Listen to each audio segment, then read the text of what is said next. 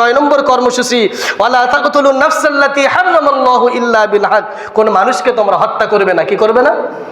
অবৈধভাবে কোন মানুষকে হত্যা করবে না। ইসলামের বিধান আছে কুতিবা আলাইকুমুল কিতালু ওয়া হুয়া কুরহুল লাকুম। কিসাসের বিধান আমি দিয়েছি, হত্যার বদলে হত্যা, হত্যার বদলে হত্যা। এই কিসাসের বিধান আমি দিয়েছি, ওতে তুমি আইন হাতে তুলে নিয়ে একটা মানুষকে অন্যায়ভাবে তুমি হত্যা করতে পারবে না। এই ক্ষমতা তোমাকে কোনো মানুষকে আল্লাহ পাক দেয়নি। আল্লাহ পাক বলছেন মান কাতালা নাফসান বিগাইরি নাফসিন আও ফাসাদিন ফিল আরদি ফাকান্নামা কাতালান নাসা জামিআ। যে ব্যক্তি পৃথিবীর একজন মানুষকে হত্যা করলো, সে দুনিয়ার সমস্ত মানুষকে হত্যা করলো। কে বললো? অতএব কোন মানুষকে অন্যায়ভাবে হত্যা করা যাবে না। 10 নম্বর কর্মসূচি হলো ওয়ালা তাকরাবু মালাল ইয়াতীম ইল্লা বিল্লাতী আহসান। এতিমের সম্পদ ভক্ষণ করা যাবে না। কার নির্দেশ? সূরা নিসার 10, ইন্নাল্লাযীনা ইয়াকুলুনা আমওয়ালাল ইয়াতামা যুলমান ইন্নামা ইয়াকুলুনা ফি বুতুনিহিম নারা। যারা এতিমের সম্পদ ভক্ষণ করে, লুণ্ঠন করে, আল্লাহ পাক বলেছেন ও সম্পদ খায় না, ও খায় হলো জাহান্নামের আগুন। কে বললো? ইয়াকুলুনা ফি বুতুনিহিম নারা। তার পেট ভর্তি করে কি দিয়ে? আগুন দিয়ে, জাহান্নামের আগুন দিয়ে তার পেটটাকে ভর্তি করে। অতএব এতিমের সম্পদ ভক্ষণ করা যাবে না। এরপরে 11 নম্বর কর্মসূচি দফা ওয়াউফু বিল আহদ ইন্নাল আহদা কানা মাসউলা। ওয়াদা, অঙ্গীকার পূর্ণ করা। যার সাথে ওয়াদা করবেন, ওয়াদা অনুযায়ী কাজ করবেন। ওয়াদা খেলাফ করা মুনাফিকের আলামত। ওয়াদা ভঙ্গ করা মুনাফিকের কি আলামত। ওয়াদা একটা বড় জিনিস, আমানত একটি বড় জিনিস। আমানত অঙ্গীকার পূর্ণ, এটা ইমানের সাথে সম্পৃক্ত। অতএব আপনি ওয়াদা করেছেন বুধবারে তোমাকে টাকা দিব, একজনের কাছ থেকে ধার নিয়েছেন, কর্জ নিয়েছেন, ঋণ নিয়েছেন, বুধবারে তোমাকে টাকা দিব। কষ্ট হলেও তাকে বুধবারে টাকা দিতে হবে। যদি নাই পারেন, তার কাছে যেয়ে বলবেন ভাই চেয়েছিলাম দিতে, চেষ্টাও করেছি, হয়নি, তুমি মাফ করো, ক্ষমা করো, আমি আবার আরেক দিন বা অন্য সময় তোমাকে আমি তোমার টাকা দিয়ে দেব। এটাই হলো ইসলামের বিধান, এটাই হলো ইমানের দায়িত্ব তোমার উপরে। অতএব ওয়াদা যেটা করেছেন, এটা আমি টাকা দিয়ে বললাম, ভোটটাও একটি ওয়াদা, আমানাত। পৃথিবীতে প্রত্যেকটি জিনিস একটি আমানাত। এই আমানাত পূর্ণ করা এটা ইমানি দায়িত্ব। এই কর্মসূচি দিলেন। এরপরে 12 নম্বর কর্মসূচি হলো ওজনে কম বেশি না করা। ওয়াউফুল কাইলা ইযা কিলতুম ওয়াজিনু বিল কিসত। শুআয়ব আলাইহিস সালাতু ওয়াস সালামের জাতিকে, শুআয়ব আলাইহিস সালাতু ওয়াস সালামের জাতিকে ধ্বংস করেছিলেন।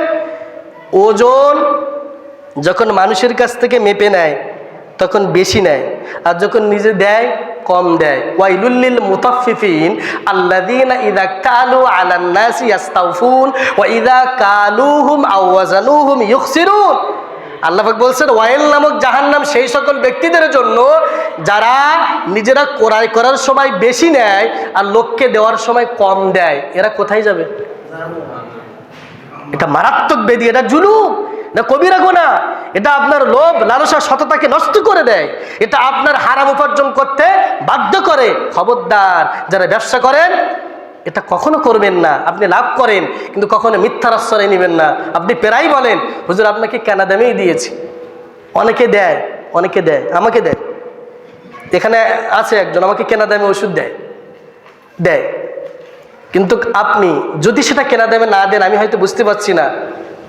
কে দেখছে? আল্লাহ। অতএব মিথ্যা আশ্রয় নিয়ে লেনদেন, ক্রয় বিক্রয়, কেনা বেচা করা একটা জাতিকে ধ্বংস করেছিলেন কি করার জন্য? ওর জন্য কম বেশি করার জন্য। অতএব মেরাজের 12 নম্বর কর্মসূচি হলো, 12 নম্বর দফা হলো নিজে নেওয়ার সময় ওজন যা আছে ঠিকঠাক করে নেওয়া, কমও না বেশিও না। এটা হলো বিল মুস্তাকিম, স্থায়ী একটি সঠিক পদ্ধতি মাপ ওজন। অতএব খবরদার, আমরা কখনো ওজনে কম বেশি করব না। নেওয়ার সময় যেটা সেটা নিব, আবার দেওয়ার সময় যেটা দেওয়ার সেটা দিব। কিন্তু দেওয়ার সময় চেষ্টা করব কি দেওয়ার? বেশি দেওয়ার, একটু চেষ্টা করবো। কিন্তু খবরদার আমি নেওয়ার সময়ের জন্য বেশি না আসে।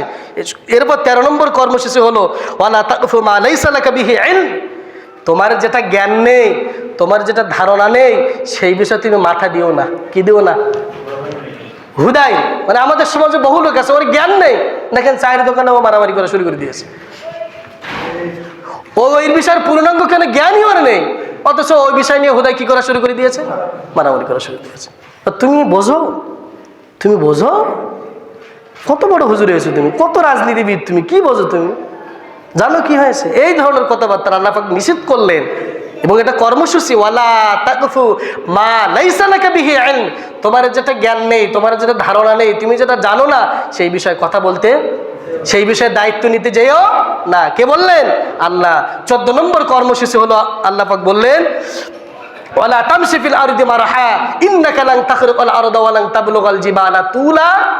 সর্বশেষ, যমুনে পৃথিবীতে অহংকার করে বুক ফুলিয়ে চলাফেরা করো না।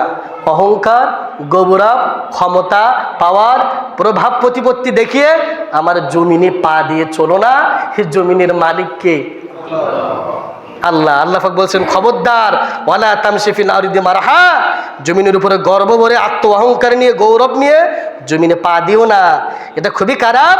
ইন্নাল্লাহা লা ইউহিব্বু কুল্লা মুখতালিন ফাকুর, যারা অহংকার করে, যারা মানুষকে ক্ষমতা দেখায়, দাপট দেখায়, আমি যা বলি তাই হবে, আমি যা পারি তুই কি পারিস, এই দাপট, ক্ষমতা, পাওয়ার, প্রভাব প্রতিপত্তি, সম্পদের লোভ, সম্পদের ক্ষমতা যদি আপনি মানুষের উপরে জোর করেন, মানুষকে দেখান, আল্লাহ পাক বলছে এর চাইতে নিকৃষ্ট ব্যক্তি ফাখুর।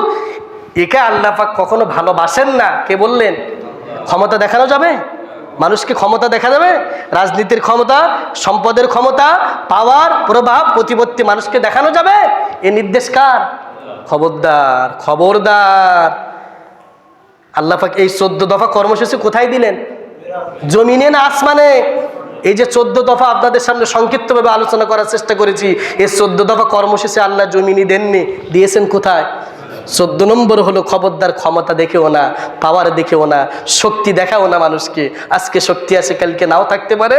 মুহাম্মদ সাল্লাল্লাহু আলাইহি ওয়াসাল্লামকে দুনিয়া থেকে আসমানে যে 14 দফা কর্মসূচি দিলেন রাষ্ট্র পরিচালনা করার জন্য, মোহাম্মদ তুমি মদিনায় যাও, এবার তুমি রাষ্ট্র পরিচালনা করো এই 14 দফা কর্মসূচি দিয়ে।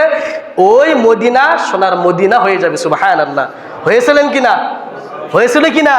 এই 14 দফা কর্মসূচি সমাজে যদি রাষ্ট্রীয়ভাবে যদি প্রতিষ্ঠিত হয়, সমাজে দুর্নীতি, চাঁদাবাজি, লুণ্ঠন হবে না, দেশের টাকা বিদেশে পাচার হবে না, অসৎ মানুষ ক্ষমতায় আসবে না, মানুষের যে হক, মানুষ তার ঘরে ঘরে ঠিক তার হক পৌঁছে যাবে। এই দফাগুলো আল্লাহ পাক এজন্য আসমানে যে দিয়েছিলেন, তুমি যেন একটা সোনার মদিনা, সোনার রাষ্ট্র গঠন করতে পারো। আল্লাহ পাক আমাদের সকলকে, আমাকে, আপনাদের সকলকে এই 14 দফা কর্মসূচি ব্যক্তি সামাজিক সাধ্য অনুযায়ী পালন করা, আমল করা তৌফিক দান করুক।